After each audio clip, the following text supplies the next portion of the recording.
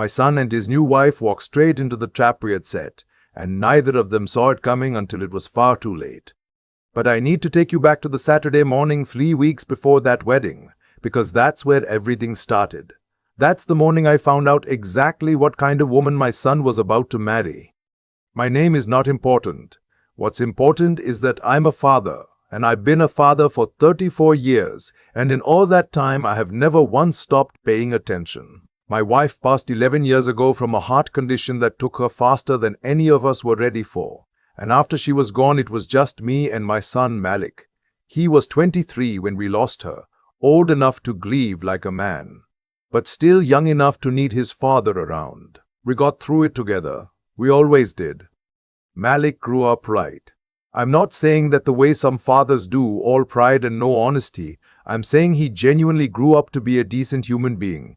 He works in logistics management for a distribution company outside of Columbus, Ohio. He owns his home, he pays his taxes. He calls me on Sundays without me having to ask. That's not nothing. That's a man who was raised well. When he told me he was seeing someone seriously, I was glad for him. He dated here and there over the years, but nothing that stuck, and I had started to wonder quietly if he was lonely in that house by himself. He brought her to dinner at my place on a Tuesday evening in October. And I remember thinking she was beautiful in the way that makes you careful. Not beautiful in a way that puts you at ease. Beautiful in a way that keeps your eyes open. Her name was Felicia. She was 31, worked in commercial real estate, dressed like she had somewhere better to be at all times. She laughed at everything Malik said and touched his arm every few minutes and looked at me with eyes that were friendly without being warm. I know the difference. I've been around long enough to know the difference. I didn't say anything that night. I told myself I was being a protective old man, reading into things that weren't there. Malik was happy. She made him happy. That counted for something. They dated for 14 months before he proposed. He called me the morning he was going to do it, voice tight with excitement, and I told him I loved him and I hoped she said yes. I meant the first part completely. I meant the second part mostly. She said yes. They set a date for the following June. The wedding was going to be held at a venue outside the city. About 200 guests, a sit-down dinner, the whole production. Malik asked me to help him manage some of the vendor contracts, because Felicia's family was covering the ceremony costs and he wanted to handle the rehearsal dinner and the honeymoon arrangements himself, independently. That was like him. He never wanted anyone to feel like he couldn't carry his own weight. So I was involved. I was at the venue meetings. I was at the tastings. I was around Felicia more in those 6 months of planning than I had been in the entire 14 months before the engagement. And the more I was around her, the more I noticed things. Small things at first. The way she spoke about money.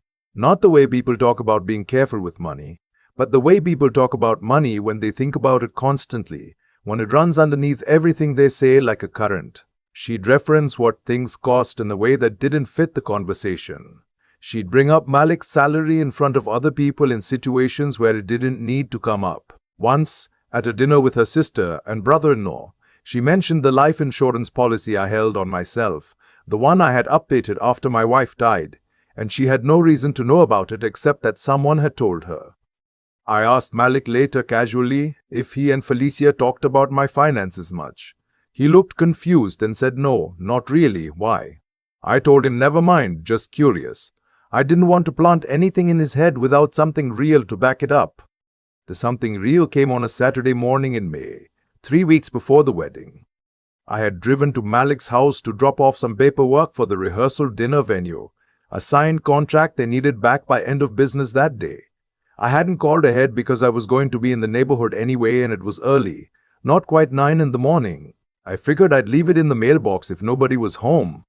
His car was in the driveway. Felicia's was there too. I parked and walked up to the porch and was about to ring the doorbell when I heard voices through the front window. The window was cracked open maybe 2 inches, the way you do in May when the morning is cool and the air conditioning doesn't feel necessary yet. I wasn't trying to listen. I want to be clear about that. I was reaching for the doorbell and I heard my son's name and I stopped. It was Felicia. She was on the phone. I could hear only her side of the conversation, but her side was enough. She was laughing, not the way she laughed around me or around Malik. loose and real and careless. She said, "He has no idea. Babe, I promise you, he has absolutely no idea." A pause. "No, we'll be fine. Once we're married, I'll have access to everything. The joint account, the equity in the house, everything. I've already talked to someone about the process." Another pause, longer. "His father is the bigger situation. The old man has money put away and Malik is the only heir. If anything happens to him in the next few years, we're set. But I can't push that yet. I have to be patient." She laughed again. 2 years, maybe 3. Long enough that nobody asks questions. Then I file, I take my half, and you and I can stop doing this back and forth nonsense. I stood on that porch for what felt like a very long time, the contract in my hand, the sound of my own breathing. I did not ring the doorbell. I walked back to my car slowly and I sat behind the wheel and I looked at the house and I thought about my son inside it, probably still half asleep, probably trusting everything around him the way he'd been raised to trust what he'd earned. I drove home. I sat in my kitchen with a cup of coffee that went cold before I touched it, and I made a decision that some people who hear this story will think was wrong. I'm ready for that, but I want to explain it the way it happened in my mind, because the reasoning mattered. I could have gone back inside and told Malik what I'd heard right then, but I knew my son. He was 3 weeks from the wedding. His deposits were paid. Her family had flown in her grandmother from Atlanta for the occasion. His friends had booked hotels. And more than all of that, he loved her, or he loved the version of her he believed in.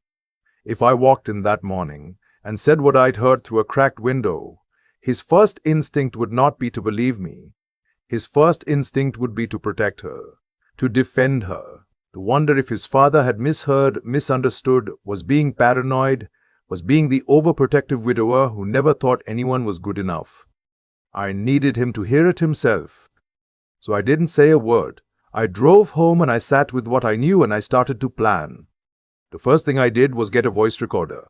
Not anything complicated, just a small digital recorder I ordered online that I could keep in a shirt pocket. The next time I was around Felicia, I kept it running. It took 2 weeks, 3 separate occasions before I had what I needed. The first occasion was a bridal party lunch I dropped Malik off for and then lingered at the restaurant parking lot pretending to be on a phone call. I didn't get much there, just her complaining to her maid of honor about how long it would take Malik to fully trust her with the financial accounts. She said she'd been working on it for months. The second was a weeknight dinner at their house, where she stepped outside to take a call while Malik was in the kitchen, and I was on the back porch. She didn't see me. She was speaking to someone she called Baby, and she said, "The wedding's in 10 days. After this, it's just time." She said it the way someone says a long wait is almost over. Like relief, not like joy. The third was the one that closed it. 4 days before the wedding, Felicia had organized a gathering at a rooftop bar downtown for both families to meet and spend time together before the rehearsal dinner. It was a good event, I'll give her that. She was charming that night. She worked the room. She had Malik's cousins eating out of her hand. But she stepped into the stairwell at one point to take a call, and I followed at a distance and stood 1 floor below with the recorder running. She told someone, a man, that everything is in motion. She said once they were back from the honeymoon, she was going to start pushing for them to refinance the house together, which would give her access to the equity. She mentioned a lawyer she'd already consulted. She mentioned a timeline. She said, and I have this on recording, "He's sweet. He really is. But sweet doesn't pay what I owe." I went back to the party. I had a drink. I watched my son laugh with his new in-laws, and I kept my face exactly where I needed it to be. That night I called my brother, who is an attorney in Cincinnati, and I told him everything. He listened without interrupting, which is not his usual way. And when I was done, he was quiet for a moment, and then he said, "We need to talk to Malik before the wedding." I told him I wasn't sure that was the right move. He said, "You can't let him walk into that." I said, "I know, but I need him to hear it, not hear about it." My brother came to Columbus the next morning. We sat in my kitchen for 2 hours and we planned it out. He reviewed the recordings and said they were clear. He said what she had described. consulting a lawyer about access to marital assets and discussing a plan to extract and leave, constituted enough to at least protect Malik legally if she tried to move fast after the wedding. Then he said something that changed the shape of the plan. He said, "What if you let the wedding happen, but you make sure that the moment she tries to act on any of this, every single piece of evidence is already in the hands of the right people?" I looked at him.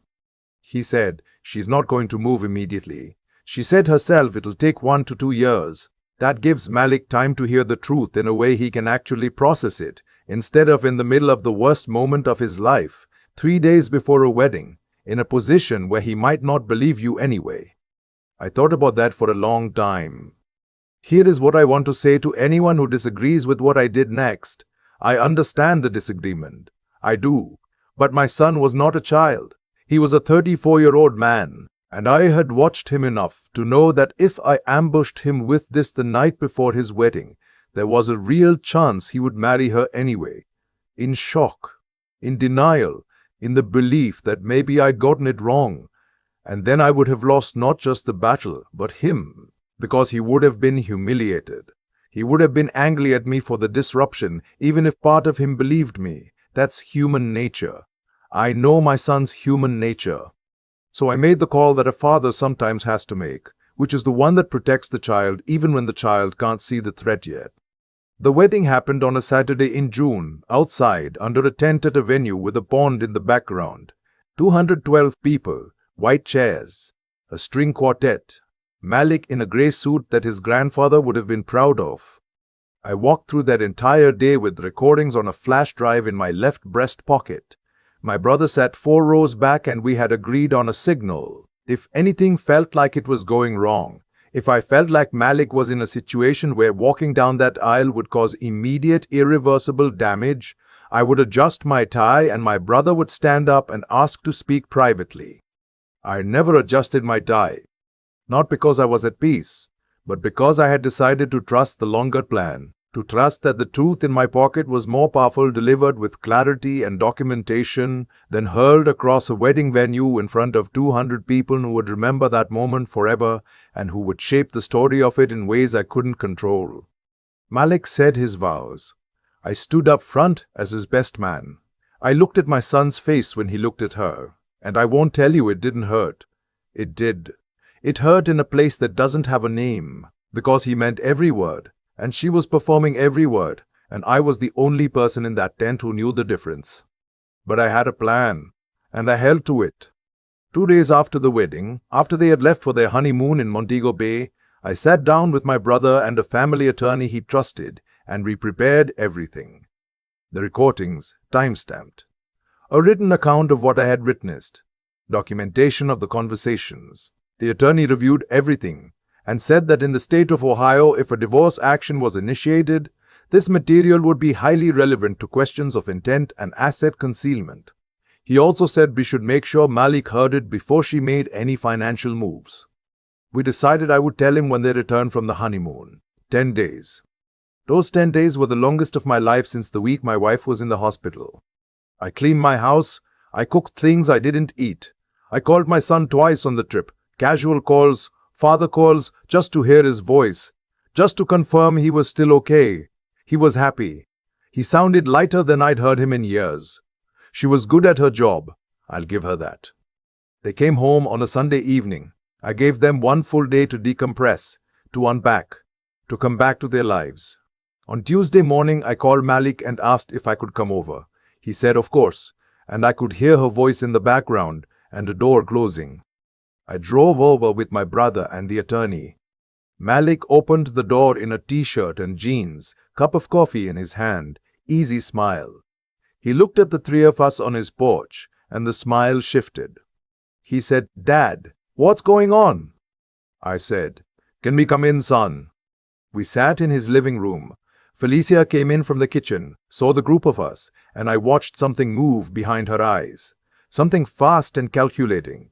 She sat down next to Malik on the couch, close, the way you position yourself when you're preparing for something. I didn't make a speech. I had promised myself I wouldn't. I laid out what had happened simply and in order.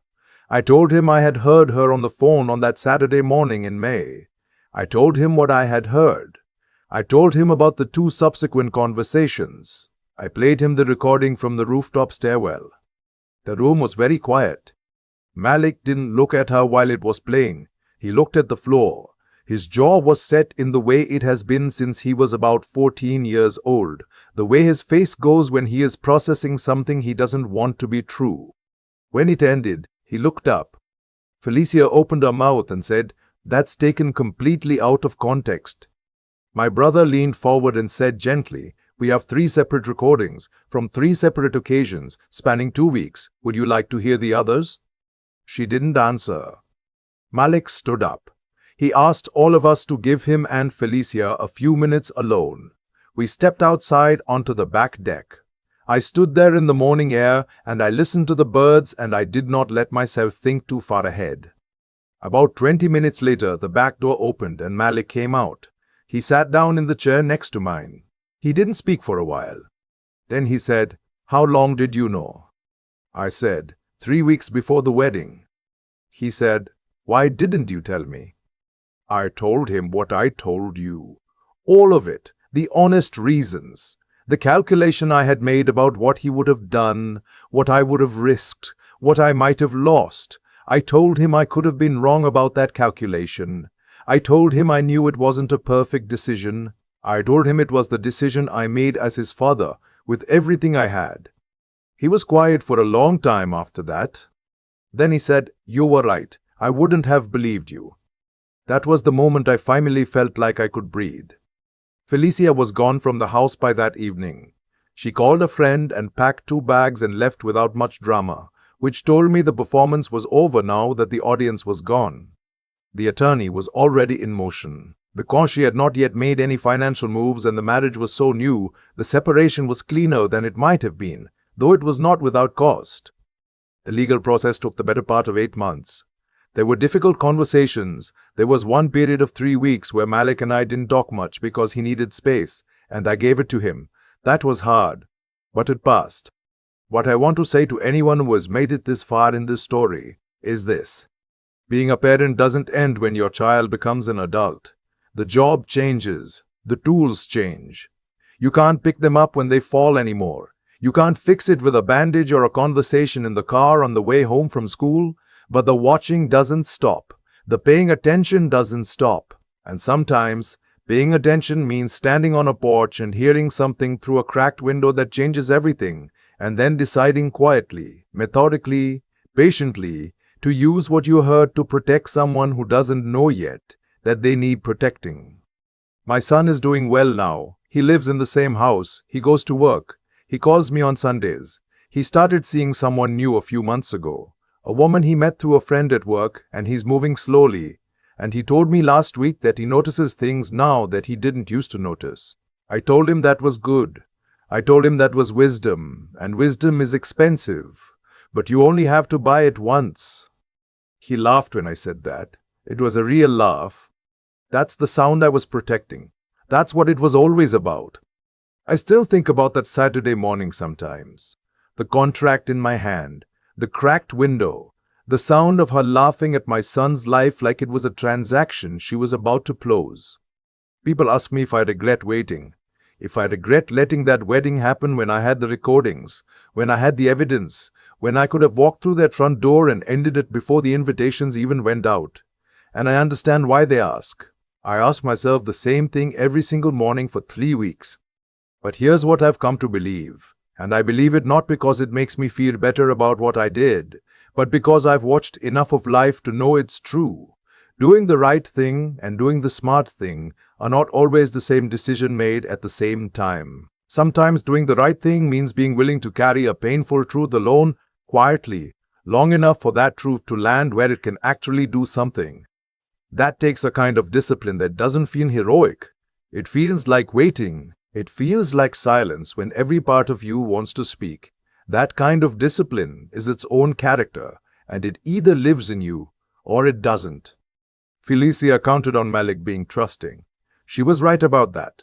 What she miscalculated was the man standing behind him. She built her plan on the assumption that love makes people blind, and sometimes it does. But she forgot that love also makes some people extraordinarily patient. It makes fathers patient in ways that have nothing to do with weakness and everything to do with knowing exactly what they're protecting and why. What I did required me to think clearly when I was anything but calm, to look at my son's happiness and hold it at arm's length long enough to preserve it, to sit with information that was burning a hole in me and decide deliberately how and when and where to use it. That's not something that comes from anger. Anger would have sent me through that front door on a Saturday morning and blown up everything, including my relationship with my son. What I needed, what I had to find in myself, was the kind of clear-eyed reasoning that grief and experience had given me over 60 years of living. I used it. I'm glad I did. And Malik, what he did when I sat him down in his living room with 3 other people, and a recording that changed everything he thought he knew about his own life. What he did was listen. He sat there, and he let it be true. He didn't rage at me, didn't defend her past the point where defending her was possible. He processed it like a man who had been raised to handle hard things, and then he stood up and handled it. That's not nothing. That's the result of a lifetime of showing a child that hard things don't break you, they clarify you. Felicia's plan failed not because she was unlucky. It failed because she underestimated the character of the people around the man she was trying to use. That's how these things always unravel. Not in dramatic moments, in quiet ones. In a father who keeps paying attention. In a son who, when the moment came, chose the truth over the comfort of the lie. I kept my promise to my wife. 11 years gone, and I kept it. That's enough for me.